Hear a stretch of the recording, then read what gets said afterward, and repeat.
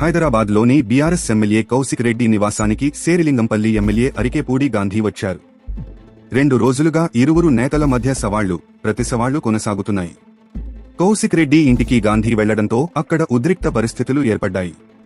కౌశిక్ రెడ్డి నివాసం వద్ద పెద్ద ఎత్తున పోలీసులు మోహరించారు. గాంధీ అనుచరులు కొంతమంది కౌశిక్ రెడ్డి ఇంటి గేటు ఎక్కి లోనికి వెళ్లే ప్రయత్నం చేశారు. ఆ తర్వాత కౌశిక్ రెడ్డి ఇంటి ఎదుట అనుచరులతో కలిసి బైఠాయించారు. అరికెపూడి గాంధీకి పోలీసులు నచ్చజెప్పి అక్కడి నుంచి పంపించే ప్రయత్నం చేశారు. కాని ఆయన ససేమీరా అన్నారు. కౌశిక్ రెడ్డిని బయటకు రప్పించాలని, లేదంటే తనను లోనికి పంపించాలని పోలీసులను కోరారు. ఈ క్రమంలో పోలీసులు, గాంధీ అనుచరుల మధ్య తోపులాట జరిగింది. ఈ క్రమంలో పోలీసులు అరికెపూడి గాంధీని అరెస్టు చేశారు.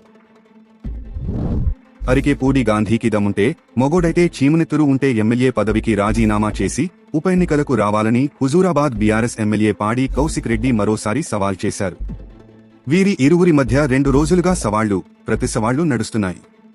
ఉదయం కౌశిక్ రెడ్డిపై గాంధీ తీవ్ర విమర్శలు గుప్పించారు. దీంతో కౌశిక్ రెడ్డి హైదరాబాద్లోని తన నివాసం వద్ద మీడియాతో మాట్లాడారు. ప్రజాస్వామ్యంలో తన్నుకోవడం, గుద్దుకోవడం పెద్ద ఇష్యూ కాదని, నిజంగా తన్నుకుందామంటే గాంధీ ఒక్కడే రావాలన్నారు.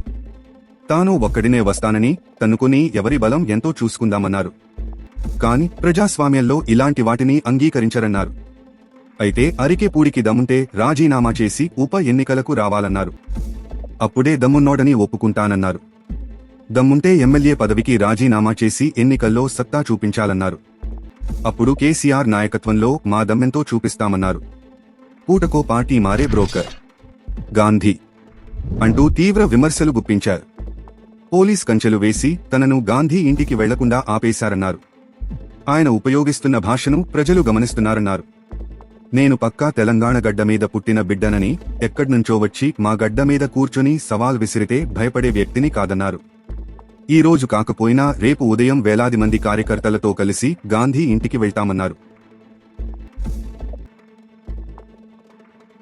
తాజా సమాచారం కోసం లైక్ చేయండి, సబ్స్క్రైబ్ చేయండి, నోటిఫికేషన్ల కోసం గంట సింబల్ ఆన్ చేసి పెట్టండి.